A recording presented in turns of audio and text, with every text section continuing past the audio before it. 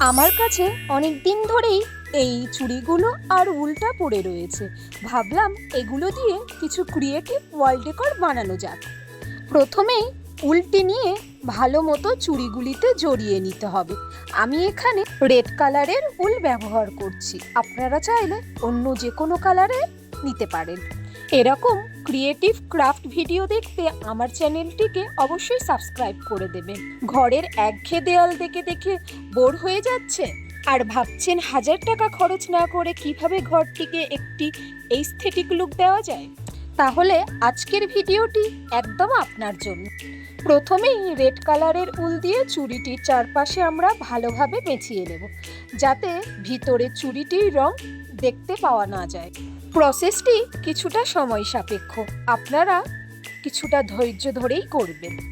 চুড়িটিতে ভালো মতো উল্টি পেঁচানোর পর এক্সট্রা পার্টটি এবার আমাদেরকে কেটে নিতে হবে।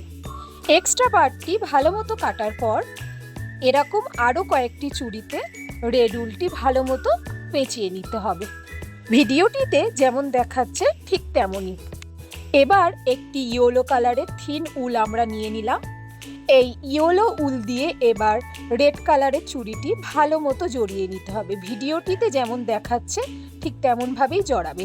এখানে রেডের উপর আমি ইয়েলো কালারের উল ইউজ করেছি, আপনারা চাইলে অন্য কালারের উল বা অন্য ধরনের উলও ইউজ করতে পারেন। এরকমভাবে সবকটি চুড়িতে ভালো মতো ইয়েলো উলটি জড়িয়ে নিতে হবে আমাদেরকে। আমি এখানে মোট 4টি চুড়ি নিয়েছি। চুড়িগুলিকে ভালো মতো সাজিয়ে নিলাম। এবার আগের যেই রেড কালারের উলটি ব্যবহার করেছিলাম আমরা, সেটিকে আবার নিয়ে নিতে হবে। উলটি নিয়ে একটি সঠিক মাপের নট বেঁধে নিতে হবে আমাদেরকে। এই নটটি ওয়াল ডেকরের একদম নিচে বেঁধে দেব, যাতে ওয়াল ডেকরটি দেখতে আকর্ষণীয় লাগে আর সুন্দর লাগে। প্রথমেই উলটি 4-5 পাক নিয়ে নিলাম, আপনারা এক্সট্রা ঠিক করার জন্য বেশিও নিয়ে নিতে পারেন। সুন্দরভাবে এখানে আমরা নটটি বেঁধে নিলাম।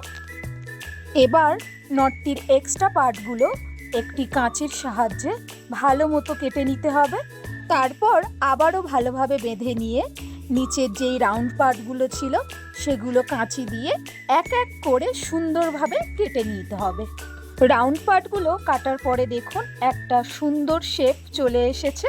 আবারও একটি ইয়েলো কালারের উল নিয়ে নিতে হবে, নিয়ে এই নটটির সঙ্গে ভালো মতো বেঁধে নিতে হবে আমাদেরকে।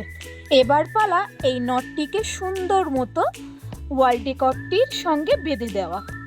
আগের যেই চুড়ি দিয়ে ওয়াল ডেকরটি আমরা বানিয়ে রেখেছিলাম, এবার সেটাকে নিয়ে নিতে হবে।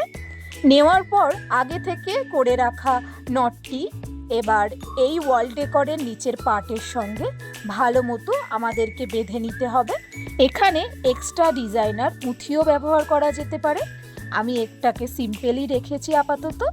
নটটি প্রথমে শুধু উল দিয়ে বাঁধলেও পরে আমি রেড কালারের সুতো নিয়ে ভালো মতো নটটিকে বেঁধে দিয়েছিলাম।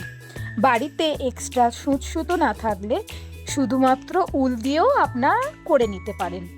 নটটি ভালো মতো বেঁধে দেওয়ার পর আগে ব্যবহার করা রেড উলটি দিয়ে আবারও দুটো ছোট ছোট বল বানিয়ে নিতে হবে। আমি ভিডিওতে যেমনভাবে বলটি বানাচ্ছি তেমনভাবেও বানাতে পারেন, বা আপনারা নিজেদের মন মতো বানিয়ে নিতে পারেন।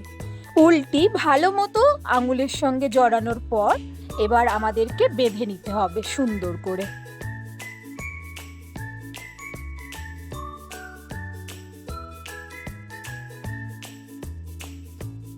নটটি বাঁধার পর এক্সট্রা পার্টগুলিকে এবার আমাদেরকে কাট করে নিতে হবে। সুন্দর করে বেঁধে নেওয়ার পর আবারও এই উলটির মাঝ বরাবর আমাদেরকে রেড উল দিয়ে আবারও সুন্দরভাবে বেঁধে নিতে হবে আমাদেরকে। মিডিল বরাবর বেঁধে নেওয়ার পরে কাঁচি দিয়ে এক্সট্রা পার্টগুলোকে আমাদেরকে কেটে নিতে হবে। এবার প্রথমেই কাঁচির সাহায্যে রাউন্ড পার্টগুলোকে কেটে নিতে হবে। রাউন্ড পার্টগুলো কাটার পরেই আমাদেরকে কাঁচির সাহায্যে একটি ছোট বলের আকার দিয়ে দিতে হবে।